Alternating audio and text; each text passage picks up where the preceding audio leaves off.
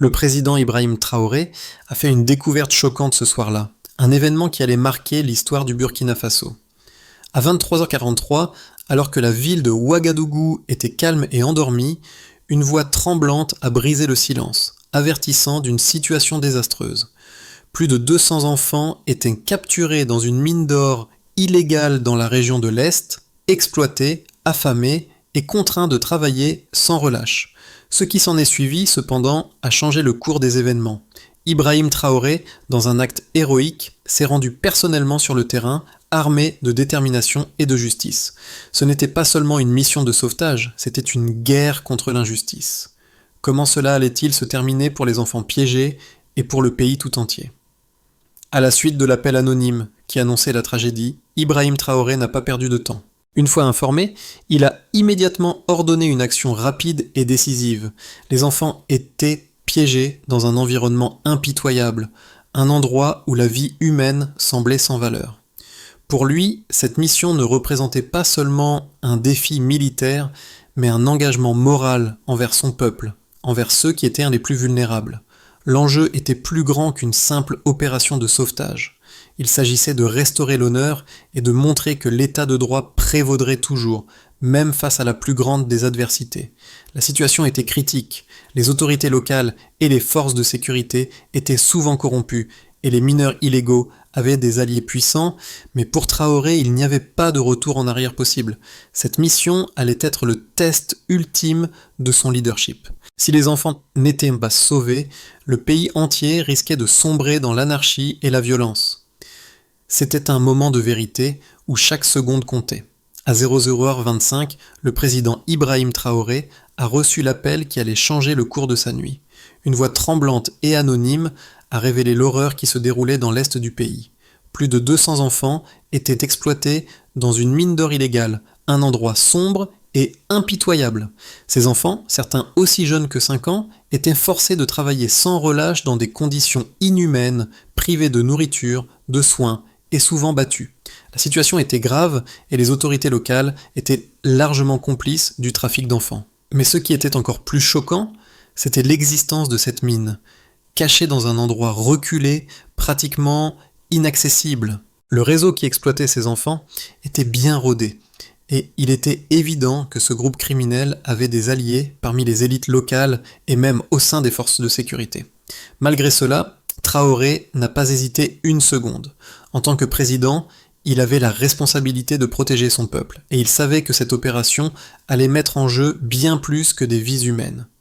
Cela allait aussi tester la résilience du pays face à la corruption, à l'exploitation des plus vulnérables et à un réseau de mensonges et de violence. À 01h36, il a ordonné à son équipe de se préparer, et moins de 20 minutes plus tard, une équipe de soldats était prête à intervenir. Ils avaient pour mission de sauver ses enfants, mais aussi de mettre fin à l'exploitation illégale de l'or, qui était la cause de cette souffrance. Avec des véhicules blindés et des ambulances prêtes à accueillir les enfants, le président s'est lancé dans une mission de sauvetage qui allait marquer l'histoire. Mais il ne savait pas encore à quel point ce qu'il allait découvrir changerait la dynamique politique et sociale du pays. Une fois sur le terrain, Ibrahim Traoré a rapidement pris le commandement de la situation. Le temps était contre lui, mais son leadership était inébranlable. Dans l'équipe qui l'accompagnait, des figures clés comme le général Oba et le commandant Idriss étaient prêts à exécuter chaque ordre avec précision. La mission n'était pas seulement militaire, mais aussi humaine. Traoré savait que sauver ses enfants ne suffirait pas. Il devait également garantir qu'aucun membre du réseau criminel ne puisse s'échapper. La première phase de l'opération consistait à localiser la mine illégale et à désactiver les dispositifs de sécurité des gardes armés. Il se dirigeait vers la zone en suivant les instructions de l'appelant anonyme qui les avait conduits vers un ancien site industriel désormais envahi par la végétation. En avançant dans la nuit noire, guidé uniquement par les faisceaux des lampes torches et le sentiment de justice qui animait chaque soldat, l'équipe arriva enfin au cœur de la forêt. Le bruit métallique du travail forcé résonnait dans l'air lourd de la nuit. Quand ils virent les enfants, c'était une scène de terreur qui se dévoilait devant leurs yeux. Des corps épuisés, des visages sales et marqués par la souffrance, travaillant sans relâche dans des conditions dignes d'une époque révolue. Le cœur de Traoré se serra. Il savait que ses enfants étaient l'avenir du Burkina Faso et il n'allait pas les laisser sombrer dans l'oubli. L'intervention fut rapide et décisive. Moins de 3 minutes après l'attaque surprise, le camp fut sécurisé. Mais une question persistait. Comment la société burkinabé allait-elle réagir à cette découverte ? Les enfants étaient maintenant en sécurité, mais le pays était à l'aube d'un combat bien plus vaste. L'opération de sauvetage menée par Ibrahim Traoré a été un tournant décisif. Le moment où il a vu les enfants travaillant dans la mine, épuisés et maltraités, a bouleversé son âme. Ce n'était pas juste une mission militaire, c'était un combat pour la dignité humaine. Une fois l'attaque lancée, les gardes de la mine, pris de surprise, ont tenté de fuir, mais l'équipe du président était prête à tout. Les soldats de Traoré, entraînés et déterminés, ont agi avec une précision chirurgicale. Les armes ont été saisies et en moins de 3 minutes, la zone a été sécurisée. Mais la tâche ne faisait que commencer. Il fallait évacuer les enfants, les soigner et leur fournir un environnement sûr. Le président, en première ligne, a supervisé personnellement le transport des enfants vers les ambulances. Ce n'était pas seulement un sauvetage physique, mais un acte symbolique pour montrer que la justice allait prévaloir sur l'injustice. Mais alors que la mission semblait réussie, Traoré savait que l'enjeu allait bien au-delà de ce simple acte héroïque. La question du financement des mines illégales, des réseaux de trafic d'enfants et de l'impunité des responsables locaux restait entière. À 14h16, une fois l'opération terminée, le président a pris un moment pour réfléchir à ce qu'il venait de réaliser. Il avait sauvé plus de 200 vies, mais le réseau criminel qui tirait profit de cette exploitation restait intouché. Traoré savait que ses enfants, libérés mais traumatisés, avaient besoin de plus que de simples soins médicaux. Ils avaient besoin de justice, et il ne pouvait pas laisser cette affaire se terminer là. Il ordonna une enquête approfondie pour démanteler le réseau criminel, mais la découverte de cette mine illégale n'était que la pointe de l'iceberg. Le président savait qu'il fallait aussi éradiquer la corruption dans les rangs des forces de sécurité et au sein du gouvernement local. La question qui se posait maintenant était: combien de temps le pays pourrait-il supporter cette corruption ? Et à quel prix ces enfants devraient-ils payer pour la rapacité des élites locales ? Le lendemain matin, les enfants furent transférés dans un centre de soins. Ils reçurent des médicaments, des repas chauds, et pour la première fois depuis des mois, ils pouvaient enfin se reposer dans des lits confortables. Mais tandis qu'ils commençaient à se remettre physiquement, un autre défi attendait Traoré, celui de faire face au faux récit qui allait bientôt émerger. Alors que les enfants recevaient des soins et commençaient lentement à se remettre de leur expérience traumatisante, une autre bataille se préparait en coulisses. Les autorités burkinabées avaient déjà pris des mesures pour fermer la mine illégale et arrêter les gardes, mais le véritable défi résidait dans l'enquête plus profonde sur les acteurs responsables de ce réseau d'exploitation. Le président Ibrahim Traoré, conscient de la portée de la corruption qui rongeait certains secteurs de son gouvernement, a ordonné la mise en place d'une enquête à grande échelle pour identifier les responsables, qu'ils soient locaux, nationaux ou internationaux. Les premiers résultats ont été stupéfiants.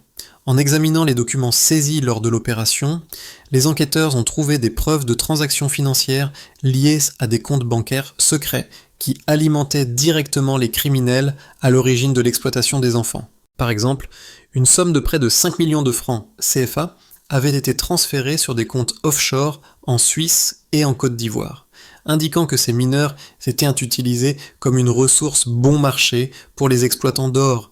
Ces transactions avaient lieu sur une période de 3 ans, prouvant la persistance et l'ampleur de l'exploitation. De plus, les témoins ont révélé que les responsables locaux avaient facilité le trafic d'enfants en échange de pots de vin et de faveurs.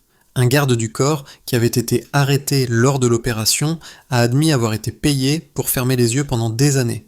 Il a même révélé que plusieurs policiers avaient été corrompus pour détourner l'attention des autorités, permettant ainsi aux trafiquants de continuer leurs activités sans crainte de répercussions. Ces révélations ont été cruciales pour l'enquête, fournissant un aperçu des profondeurs de la corruption au sein du gouvernement local et des forces de sécurité. En outre, l'équipe de Traoré a découvert que certains des enfants étaient originaires de pays voisins, comme le Mali et le Niger, ce qui ajoutait une dimension transnationale à l'exploitation. Environ 15% des enfants sauvés étaient en fait des réfugiés ou des orphelins déplacés par les conflits dans leur pays d'origine. Cette découverte a immédiatement attiré l'attention des organisations internationales qui ont exprimé leur volonté d'aider à éradiquer ces pratiques de manière coordonnée à l'échelle régionale. Les chiffres étaient accablants. Plus de 200 enfants avaient été sauvés, mais environ 60 autres, originaires de villages éloignés, avaient disparu sans laisser de traces. Le président Traoré a donc intensifié ses efforts pour retrouver ses enfants et démanteler définitivement le réseau d'exploitation. Le défi était immense, mais Traoré savait que la victoire ne résidait pas seulement dans l'arrestation des criminels, mais aussi dans la reconstruction du système judiciaire et la création de mécanismes de protection efficaces pour les enfants du pays. Alors que le président Ibrahim Traoré et son équipe travaillaient sans relâche pour démanteler le réseau de trafic d'enfants et éradiquer les mines illégales, des voix dissidentes commençaient à émerger, suggérant que les méthodes utilisées par le gouvernement étaient excessivement autoritaires. Certains analystes, tant locaux qu'internationaux, ont soulevé des préoccupations concernant les libertés civiles et les droits de l'homme. Bien que la cause des enfants soit indiscutable, la manière de traiter cette situation a provoqué un débat sur la manière dont un président doit agir dans de telles circonstances. L'un des principaux arguments des critiques était que l'intervention de Traoré avait été trop rapide et trop risquée. Ils affirmaient que le recours à la force pour mettre fin à l'exploitation illégale d'enfants dans les mines pourrait avoir des répercussions négatives sur la stabilité politique du pays. Certains observateurs étrangers ont même suggéré que le président avait agi sans le soutien nécessaire des institutions internationales, ce qui risquait d'aggraver l'isolement diplomatique du Burkina Faso. Par exemple, une analyse par l'ONU a remis en question le recours à des méthodes militaires pour résoudre des problèmes civils, en insistant sur le fait qu'une approche plus pacifique aurait dû être privilégiée. En revanche, d'autres experts ont soutenu l'action de Traoré, soulignant l'urgence de la situation. Ils ont fait valoir que la question des enfants pris dans des conditions d'esclavage était une urgence humanitaire qui ne pouvait attendre. Dans ce contexte, l'inaction ou une approche trop modérée aurait été perçue comme une complicité tacite avec les réseaux criminels qui se nourrissaient de cette exploitation. Un autre argument fort était que la guerre contre le trafic d'enfants ne pouvait se limiter à des discussions politiques interminables. Il fallait une action décisive et immédiate.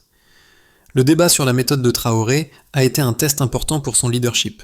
Alors que les voix critiques restaient sceptiques, les partisans du président soulignaient que sa décision de prendre personnellement les choses en main, d'agir sans délai, était exactement ce que le pays avait besoin.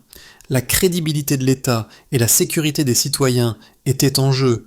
Le président avait fait un choix difficile, mais il semblait être le seul à pouvoir prendre les mesures nécessaires pour rendre justice aux victimes et mettre un terme à des années de corruption et d'exploitation. Au milieu de l'opération, alors que les enfants commençaient lentement à se remettre, une nouvelle révélation a secoué le gouvernement burkinabé. Un enregistrement vidéo anonyme a été diffusé, accusant Ibrahim Traoré d'avoir orchestré un complot pour exploiter les enfants et les utiliser à des fins personnelles. Le vidéo montrait des enfants soi-disant saupoudrés d'or et forcés de mentir sur leur situation, affirmant que le président les avait simplement déplacés d'une mine illégale à une autre, sous prétexte de les sauver. Les images, même manipulées, ont eu un impact dévastateur, répandant des rumeurs et des accusations parmi la population, notamment à l'international. Ce revirement inattendu a pris Traoré au dépourvu. Le pays, jusque-là uni dans son soutien pour l'opération, se divisait désormais. De nombreux citoyens se demandaient si le président était vraiment l'héroïque sauveur qu'il croyait ou s'il était en réalité un manipulateur utilisant les enfants pour des gains politiques. Ce faux récit, alimenté par des ennemis bien établis du président, risquait de briser la confiance du peuple dans son leadership. Pour Traoré, cela signifiait qu'il devait maintenant non seulement sauver les enfants, mais aussi restaurer sa propre réputation et rétablir la vérité. La guerre contre la corruption et l'exploitation prenait une nouvelle tournure, plus complexe et périlleuse. Le scandale de la vidéo truquée a rapidement pris de l'ampleur, non seulement au Burkina Faso, mais aussi à l'international. Les accusations ont secoué les bases de la présidence de Traoré, semant la confusion parmi les citoyens et les organisations internationales. Les enfants sauvés étaient désormais au cœur d'un combat d'opinion, et la question centrale était de savoir si le président avait agi pour leur bien ou si, au contraire, il les avait utilisés comme instruments dans un jeu politique. Les déclarations de faux témoins et les vidéos manipulées ont rapidement circulé sur les réseaux sociaux, semant la zizanie parmi les partisans et les opposants de Traoré. Malgré l'incertitude qui régnait, plusieurs groupes d'activistes, d'ONG et même des autorités internationales ont pris position en faveur du président. L'Organisation internationale du travail, OIT, et plusieurs autres organisations humanitaires ont affirmé que le soutien de Traoré à la libération des enfants était indiscutable. Cependant, la presse nationale, divisée, a accentué les tensions. Des manifestations ont eu lieu dans plusieurs grandes villes, et la question du leadership de Traoré est devenue un sujet de débat crucial. Était-il l'homme de la situation, un sauveur, ou un simple pion manipulé par des forces extérieures? Les conséquences immédiates sur le terrain ont été graves. Alors que la campagne de sauvetage s'était terminée sur un succès, la division interne du pays mettait en péril les efforts de reconstruction. Les familles et des enfants rescapés, bien que soulagés, se sont retrouvés piégés dans cette guerre de récits contradictoires. Traoré savait qu'il ne pouvait pas se permettre de perdre la confiance de la population, car une telle fracture risquait de déstabiliser non seulement son pouvoir, mais aussi la paix fragile du pays. Le président a alors lancé une série d'initiatives pour restaurer sa crédibilité et clarifier la vérité. Tout d'abord, il a organisé une conférence de presse, invitant des journalistes internationaux et nationaux triés sur le volet pour assister à un exposé détaillé sur l'opération. Il a également autorisé la publication de toutes les preuves disponibles concernant les activités illégales liées à l'exploitation minière. Il savait que seule la transparence pouvait effacer les doutes qui planaient désormais sur son action. Les enfants sauvés ont également été invités à témoigner publiquement sur ce qu'ils avaient vécu et sur l'aide reçue pendant l'opération. Mais tout cela n'était qu'une première étape. Le président savait qu'il fallait aller au-delà des paroles et prouver, par des actions concrètes, qu'il était l'homme de la situation. Il devait non seulement se défendre contre les accusations, mais aussi renforcer les structures de sécurité et de justice pour garantir que de telles tragédies ne se reproduiraient plus jamais. Le mois suivant, les conséquences des événements ont continué de se faire sentir à la fois sur le terrain et dans les cercles politiques. Le président Ibrahim Traoré savait que la situation restait fragile et qu'il devait agir avec stratégie pour protéger l'avenir du pays. En prévision des 6 à 12 prochains mois, il a envisagé 3 scénarios principaux qui allaient définir la direction que prendrait le Burkina Faso. Le premier scénario, celui auquel Traoré aspirait le plus, était celui de la stabilisation nationale. Grâce à une série de réformes et à un engagement direct auprès de la population, il espérait restaurer la confiance des citoyens. Cela inclurait une enquête approfondie sur la corruption, la création d'un système de surveillance plus rigide pour les mines illégales, et une refonte des forces de sécurité afin de garantir qu'aucune manipulation politique ne puisse se produire à l'avenir. Il comptait également mettre en place un programme de réhabilitation pour les enfants rescapés et d'autres victimes d'exploitation, leur offrant une éducation et des ressources pour reconstruire leur avenir. Bien que ce scénario soit le plus optimiste, il nécessitait une coopération totale de la part des institutions nationales et internationales pour garantir une transition en douceur. Un scénario plus optimiste impliquait une reconnaissance internationale et une augmentation de l'aide internationale pour soutenir le développement du pays. Cela nécessiterait d'un soutien de la communauté internationale, notamment en matière de sécurité, de ressources économiques et de formation en matière de droits de l'homme et de bonne gouvernance.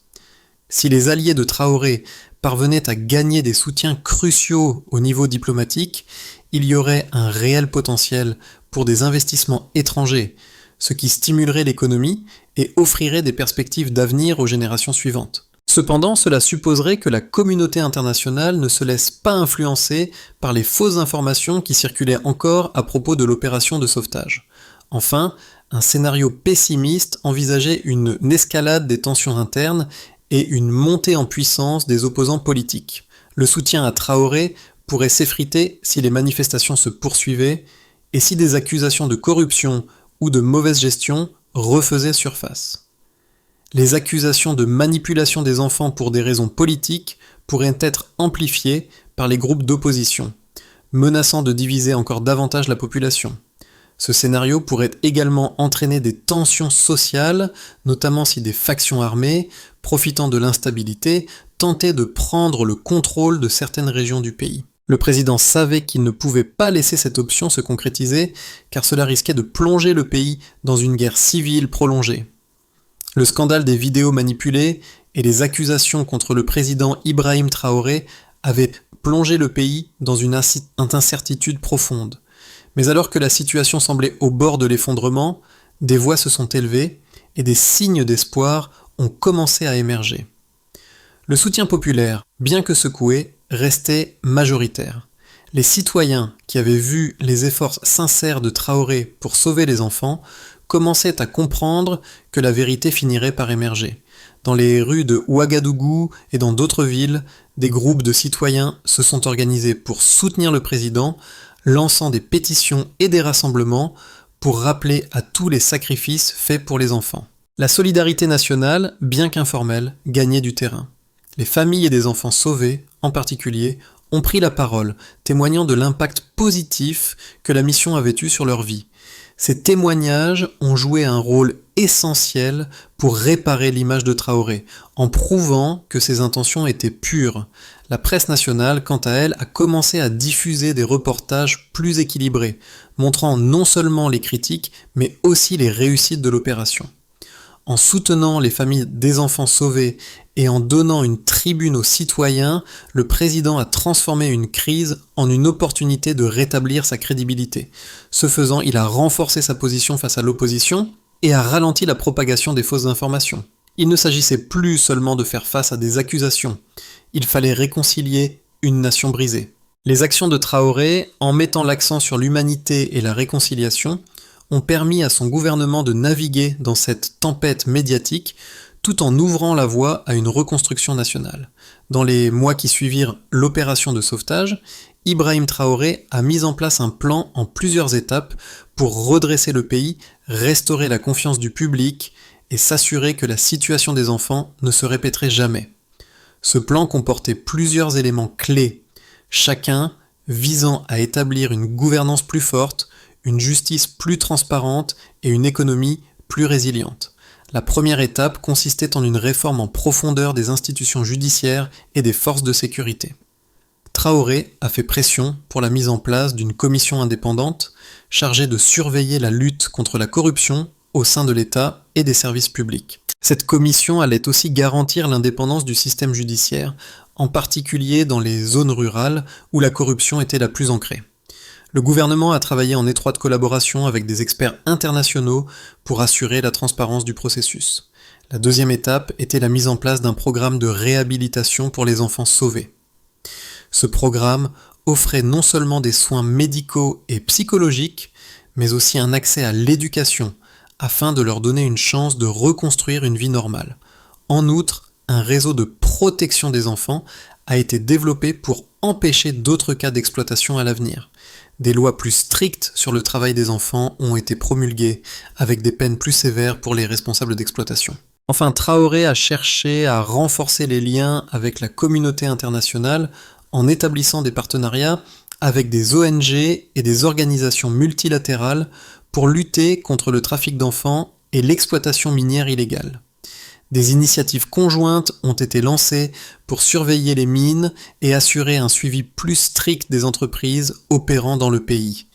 Ces efforts étaient essentiels pour reconstruire le tissu social et politique du pays, mais la mise en œuvre de ce plan exigeait un soutien continu de la part du peuple burkinabé. Au fur et à mesure que le pays se redressait, Ibrahim Traoré n'a cessé de rappeler à son peuple que la lutte contre l'injustice n'était jamais facile, mais que chaque acte de courage valait la peine. Le sauvetage des enfants piégés dans les mines illégales était bien plus qu'une simple victoire sur un groupe criminel. C'était une déclaration forte sur la direction que le pays allait prendre. En rencontrant les enfants à plusieurs reprises, Traoré a constamment souligné leur rôle en tant que futur leader du Burkina Faso. Chaque enfant sauvé était une promesse, une lumière au bout du tunnel sombre de l'exploitation. Lors de son dernier discours aux enfants sauvés, il a répété « Vous n'êtes pas des esclaves, vous êtes l'avenir de ce pays, vous allez grandir pour être les bâtisseurs d'une nation libre et juste. Ce message n'était pas seulement destiné aux enfants, mais à tous les Burkinabés. Malgré les défis, la justice prévaudra toujours. Les images des enfants, désormais souriants et confiants, symbolisaient un renouveau, un espoir retrouvé. Traoré, avec sa vision et sa détermination, avait redonné au pays la foi en son avenir. Ainsi, cette bataille pour la justice ne se limitait pas à un seul événement, mais s'inscrivait dans une transformation plus profonde du Burkina Faso. Loin d'être un simple sauveur, Traoré s'était imposé comme le garant d'un changement durable pour son peuple. Alors que l'histoire de ses enfants et du président Ibrahim Traoré se tisse dans les mémoires du peuple burkinabé, l'avenir reste à construire. Le chemin vers un Burkina Faso plus juste et plus équitable n'est pas terminé. Mais chaque action, chaque décision prise aujourd'hui pave la voie pour les générations futures. Ce moment est un appel à l'action pour tous les citoyens du pays et au-delà, il est temps de se rassembler et de participer activement à la reconstruction. Nous devons tous nous engager à protéger les droits de chaque enfant, à soutenir la transparence et à lutter contre la corruption. C'est dans cet esprit que nous vous invitons à prendre part à ce mouvement de changement. Partagez cette histoire, soutenez les initiatives de justice et surtout, encouragez ceux qui vous entourent à œuvrer pour un avenir meilleur. Si vous croyez en la justice et en la dignité humaine, faites entendre votre voix. Ensemble, nous pouvons faire en sorte que de telles tragédies ne se reproduiraient plus jamais. Ne laissez pas cette histoire se terminer ici. Abonnez-vous, partagez et restez engagés pour un futur où chaque enfant a droit à un avenir lumineux et libre.